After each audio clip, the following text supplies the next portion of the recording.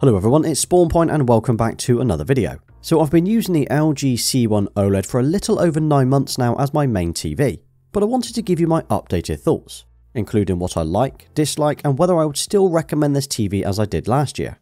Now most of the time when I talk about TVs on my channel, it's kind of a short-term review during that first week or month.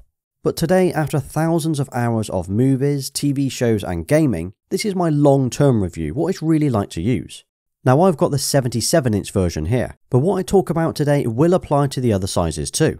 So if you're wondering if it's still worth picking up the C1 OLED for yourself, hopefully today's video will answer a few questions for you. And if you've got a C1 or a G1 already, let me know a movie or a game that you've played on this that I should definitely check out.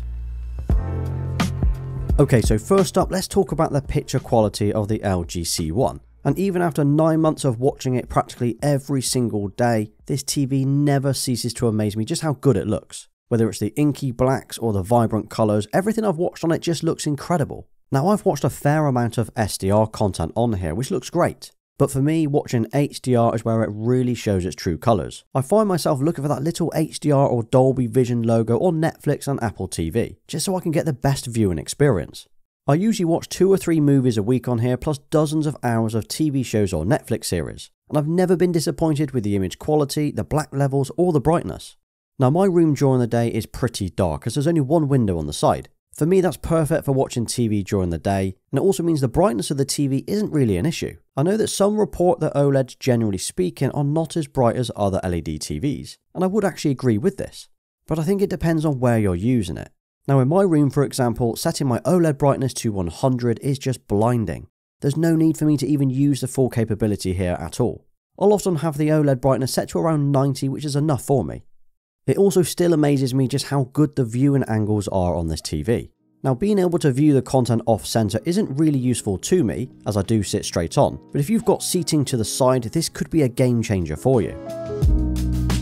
Now when it comes to gaming on the C1 though, this thing is an absolute beast. With its full 4K 120 frame support and VRR, this is probably the best TV that you can buy right now.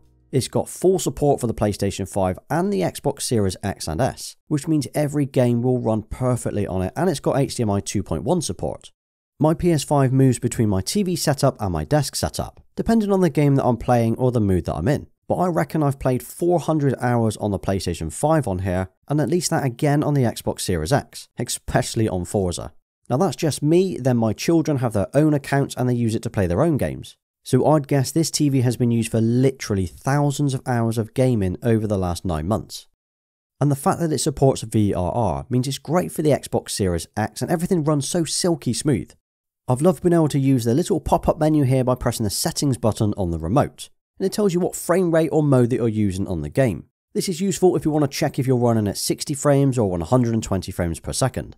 On top of the overall picture quality or the smoothness though, the input lag and response on the C1 is just ridiculously fast. I mean, I've got the GP950 gaming monitor, which is fast, like it's one of the fastest gaming monitors you can buy right now. But this TV is literally just as good. It's got a 1 millisecond response time, which is incredible for a monitor, let alone a TV. I've actually been playing a lot of private matches lately with my family, where 8 of us will jump on Vanguard for the night and battle it out. Now I prefer sitting at my desk when I play COD, but I moved my PS5 back to the TV at the weekend just to test it out. And do you know what? I still won most of the games. Sorry Brad.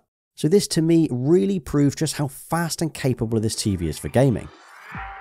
One of the biggest talked about issues with OLED is burn-in or image retention. Some talk about it a lot while others completely avoid the question entirely. Now I've said this before in previous videos, but I will mention it again. So I've had 4 different OLEDs over the last 5 years, starting with the C7 back in 2017, then the C9, the C10 and this C1. I've never had an issue with burn-in and I've still got my 2019 C9 upstairs. If I had to guess, I would say the C1 is used for a minimum of 5 hours a day and up to 10 hours a day. That's a mixture of movies, gaming and my children watching their TV shows. Now the worst games that my children play are probably Minecraft or Roblox, which has menus and heads-up display all over the place. If anything is going to burn into my TV, it's definitely going to be one of these games. But I can tell you now, honestly, I do not baby this TV, and I've never babied the C10 either. And that's from my experience of using the C7 and the C9, and realizing that unless I have a static image or logo on the screen every single day, it's never going to be a problem. But there's even a menu that will hopefully combat any issues that you could face. It's called the OLED Panel Care. So it's got pixel cleaning in here, which will refresh the pixels and should clear up any problems you've got. Then there's the screen move and the adjusting logo brightness, which will hopefully prevent any future issues instead. I still think the LG OLEDs are one of the nicest looking TVs out there. The ultra thin profile and the frameless design means it looks nice whether it's wall mounted or on the metal stand. I also like the fact that there's no logo on the TV itself. Probably not great branding for LG, but it means there's no large bar across the bottom.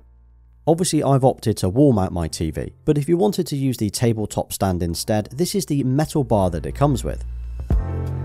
The 2021 LG TVs saw a new menu and a new user interface. Now, coming from the older layout that we'd had for years, it was nice to have a change, but having used it for such a long time now, my overall opinion is I preferred the old one. Now, I do like the full screen layout and I like the apps, and I don't mind having the trending or the recommended shows when you open it up. But damn, this thing is so slow and laggy.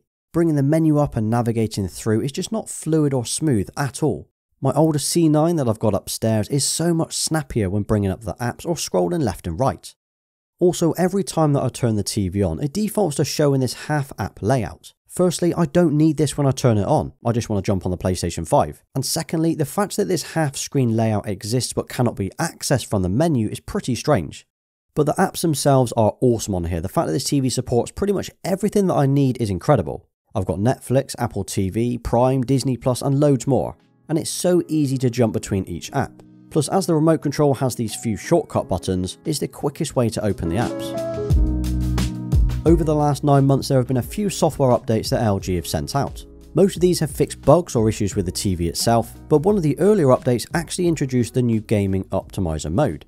Originally, the gaming menu looked like this, so it wasn't anything special, but later we got this purple overlay instead. It doesn't really add any functionality, but it looks good and it's definitely convenient while gaming. You might be wondering what other TVs I've used in here alongside the C1 OLED. Well, the only other TV I've used in here over the last year has been the QNED99, which was a 75-inch LED TV. That was great, and for an LED TV it was very impressive, but the C1 is still better. Now, I really want to get my hands on the Sony OLED range. I'd love to compare that alongside the LG OLEDs. I know a lot of you have mentioned this in the comments as being a really good contender. Maybe I'll be able to do it this year. As for the LG G1, which is the gallery edition of the 2021 OLEDs, that is actually a step up from the C1 that I have here. Now, on paper, it's technically better with the new Evo panel and the overall thinner profile. If you want to exclusively wall mount it though, maybe the G1 is the answer. Otherwise, the C1 is cheaper and it comes with a tabletop stand too. But if you want to know more about the LG G1, my good friend Tom has actually been using the 77-inch G1 for about the same amount of time as me. He's covered a few videos over on his channel, which I have linked to below. So although I've been using the C1 for the last year or so, I'm still very interested in seeing what the 2022 TVs have to offer. We've got the C2 and the G2 models coming out within the next few months, which appear to offer a few minor updates. Now, the biggest one being the Evo panel will now be included in the C2, not just the G2. Hopefully I'll be able to get my hands on one at launch and create some content about it this year. So my final thoughts on the C1, LG's 2021 OLED, is that it is awesome. At no point have I been disappointed with the picture quality or the brightness, and everything I've watched on it has looked so nice. Plus the gaming side of it is insanely good. Being able to play FPS games like Call of Duty while sitting on my sofa is just incredible. Who'd have thought a TV could be this good at gaming? I would honestly go as far to say that the C1 is the perfect all-rounder TV, and I would highly recommend it to everybody. Well, that was my long-term review of the LG C1. Thank you for watching, and if you drop a nice OLED in the comments, I will give you a thumbs up as I know you're still here. And here's another couple of videos you might be interested in watching next. Don't forget to hit that like button, subscribe to the channel, and turn notifications on so you don't miss my next upload. You can also follow me over on Instagram and Twitter. Until next time.